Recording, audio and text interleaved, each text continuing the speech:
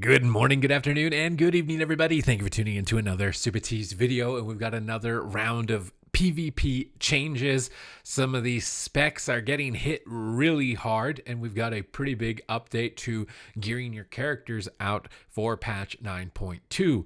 And speaking about that change first, that pain point was legendaries, specifically legendary patterns from older content like Castle Nathria that I myself had experienced trying to get legendaries for my alts, because there's a lot of them from that raid, and you would just sit extended lockouts of Raid Finder almost perpetually, never actually being able to get into them. Your only other alternative was to roll the lottery with some pretty expensive currencies to be able to try and hit that legendary, and if you just leveled a character, your odds of hitting it were pretty low. So they are actually adding in a new vendor and significantly reducing the cost to be able to target these legendaries and buy them, so that you're going to be able to get these patterns without having to sit through an indefinite queue time, which is an amazing improvement. And if you want to make sure that you're staying up to date with changes to the game like this, class changes and nerfs and such like that, and stay ahead of the competition, make sure you hit the subscribe button. But I was very pleased to see this change made. I almost kind of wish it would have been made prior to my Raid Finder queues that I personally sat through. But regardless, definitely a significant improvement, a big W for patch 9.2. Now the meat and potatoes, the changes that you all came to see. Here we go. The first one onto the chopping block is the Fire Mage, and they are specifically targeting, well, I shouldn't say specifically because it's pretty broadly targeting the entire specialization. They're targeting Flame Cannon to only have a 3% uptime, down from 5, which is just boosting your stamina by a significant amount, scaling a lot of your extra passive healing effects because your stamina is so high and you're so tanky. Pyrokinesis is being targeted. It's now going to reduce the cooldown of combustion by 2 seconds and not 3 seconds, so less frequent reductions in your combustion. Tinder is also being targeted, which is now only going to reduce the cast time of your next fireball by 30%, down from 50%, again targeting the reset of your combustion.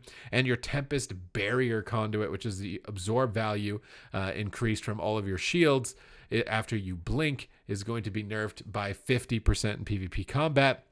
And again, with all this scaling stamina, I think this was definitely a problematic spec in terms of its ability to output as a DPS specialization.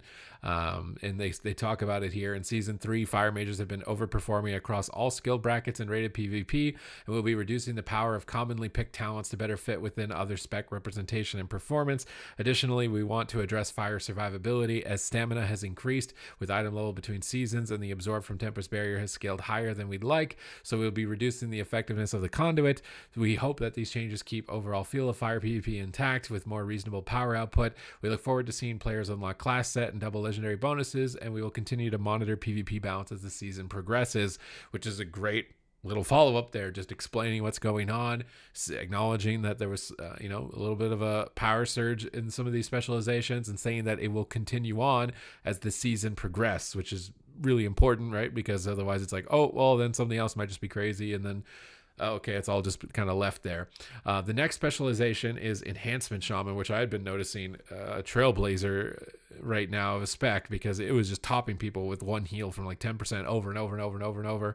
Lots of quality of life changes to Enhancement, great improvements to the spec. It's a solid spec to pick up if you're considering it. And I think this target to nerf it is the perfect target. They're going after the Conduit, which is focused lightning. This was the healing increased from your Maelstrom weapon is going to be reduced by 70% in PvP combat. So you're probably not going to be topping yourself off as immediately. I think there's still some other hybrids like Feral and Ret even still that have some pretty excessively high healing that Enhance is getting nerfed pretty hard here, while those two are kind of getting away scot-free. So curious to see how this one plays out. The Fire Mage change is the biggest one, because we see it in Rogue Mage, we see it in a lot of other compositions as well.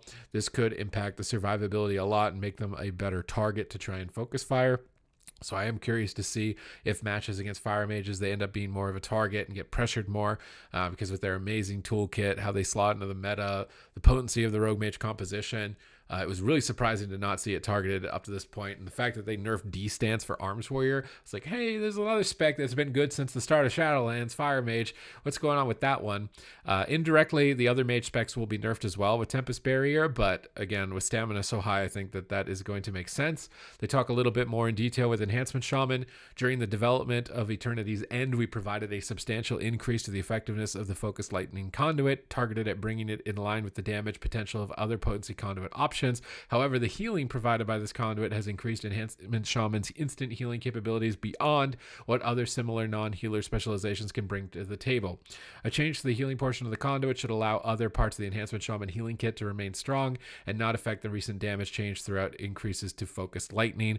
I think there's also a lot of other builds of Enhancement Shaman to be explored.